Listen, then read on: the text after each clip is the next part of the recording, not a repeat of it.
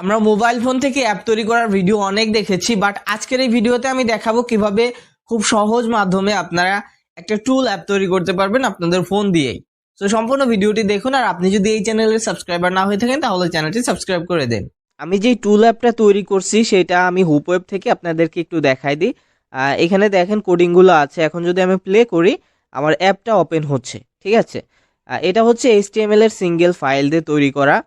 So এটার কাজ হচ্ছে মূলত আমাদের ফটো থেকে কোড বের করা, ঠিক আছে। আমরা আগে প্রথমেই ফটোটা আপলোড দিয়ে দেখি। দেখেন এই যে ট্যাপ টু আপলোড ইমেজে ক্লিক করলে আমাদের ফাইল ম্যানেজার থেকে আমরা ইমেজ আপলোড দিতে পারবো।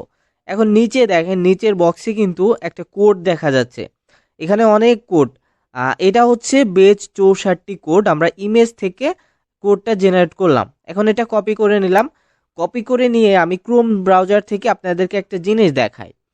ক্রোম ব্রাউজারে এসে এখানে সার্চ করতে হবে বেজ 64 টু ইমেজ, মানে আমরা এই কোড থেকে ইমেজটা বের করব, ঠিক আছে।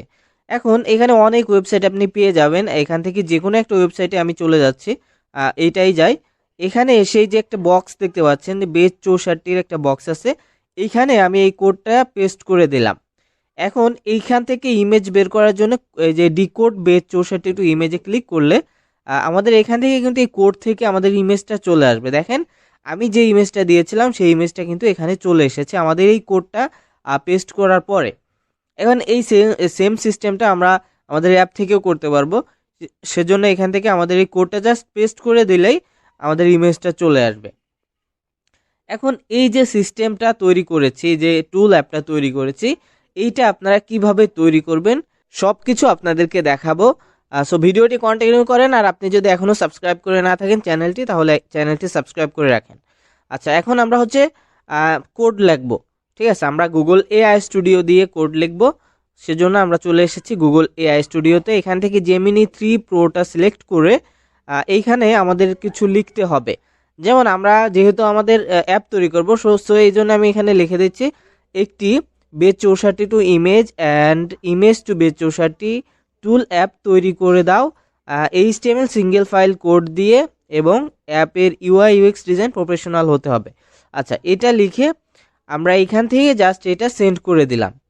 সেন্ড করে দেওয়ার পর এখানে দেখেন লেখা আছে থিঙ্কিং, মানে এখানে আমাদের কিন্তু কোড লেখার কাজ চলতেছে। এই যে আমরা যে প্রম্পটটা লিখে দিলাম এটা অ্যানালাইসিস করবে, অ্যানালাইজ করে আমাদের কিন্তু কোড লিখে দেবে। দেখেন এখানে কিন্তু কোড লেখার কাজ শুরু হয়ে গেছে, এবং এখানে কিন্তু খুব ফাস্ট কোড লেখে।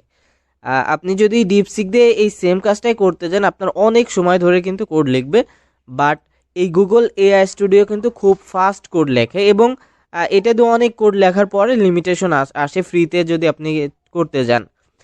সো আপনার যদি 4-5টা অ্যাকাউন্ট থাকে, জিমেল অ্যাকাউন্ট, তাহলে আপনি অনেক অ্যাপ তৈরি করে নিতে পারবেন। সাম্প্রতিক আমি একটা নেটিভ অ্যান্ড্রয়েড অ্যাপ তৈরি করতেছি অ্যান্ড্রয়েড আইডি দিয়ে। ওইখানে যে কোডগুলো ওইটাও কিন্তু আমি গুগল AI স্টুডিও দিয়ে করাচ্ছি। সো গুগল AI স্টুডিওর সার্ভিসটা অনেক ভালো। আচ্ছা, আমাদের কোড লেখা কিন্তু শেষ। এখন এই কোডটা আমরা কপি করে নেব। কপি করে নিয়ে আমরা চলে যাব আমাদের হুপ ওয়েবে।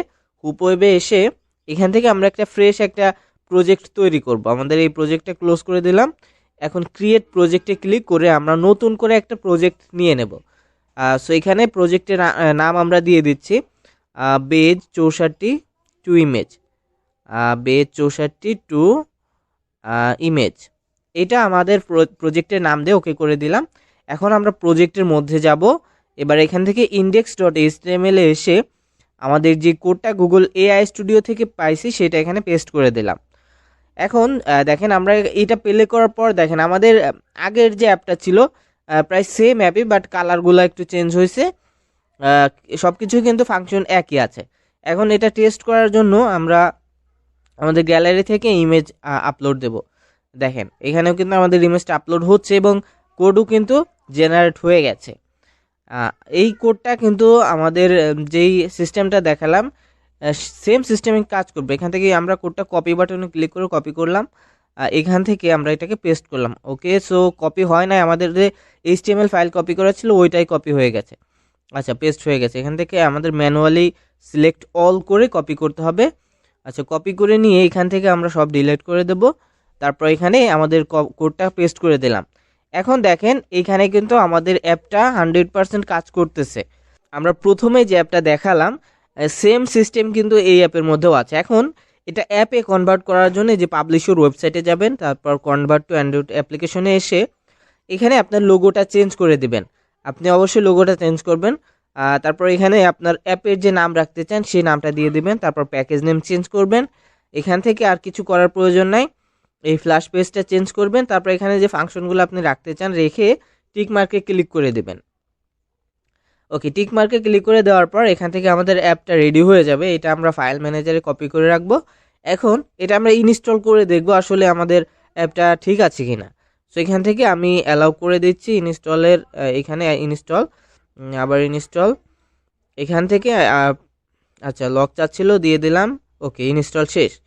এখন এটা যদি আমরা ওপেন করি, দেখেন এই যে আমাদের অ্যাপটা কিন্তু ওপেন হয়ে গেছে। এভাবে করে কিন্তু আপনারা খুব সহজেই এই ধরনের টুল অ্যাপ তৈরি করে নিতে পারবেন। এখান থেকে আমরা যদি আবার একটু চেক করি আমাদের অ্যাপটা কাজ করতেছে কিনা, সো আমরা আর একটা ইমেজ নিয়ে দিচ্ছি এখান থেকে। ওকে, সো দেখেন এখানে আমাদের কোড কিন্তু আবার তৈরি হয়ে গেছে। সো এটা কিন্তু ওয়ার্ক করতেছে 100%। সো এইভাবে করে কিন্তু আপনারা খুব সহজেই অ্যাপ তৈরি করতে পারবেন।